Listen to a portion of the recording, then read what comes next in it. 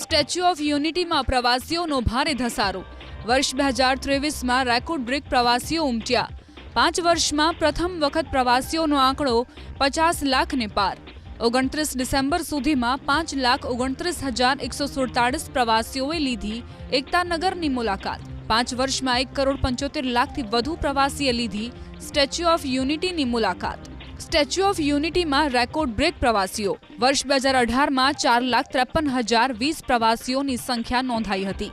વર્ષ 2019માં 27,45,474 પ્રવાસીઓએ મુલાકાત લીધી. વર્ષ 2020માં 12,81,582 પ્રવાસીઓએ સ્ટેચ્યુ ઓફ યુનિટીની મુલાકાત લીધી. વર્ષ 2021માં 34,32,034 પ્રવાસીઓએ સ્ટેચ્યુ ઓફ યુનિટીની મુલાકાત લીધી.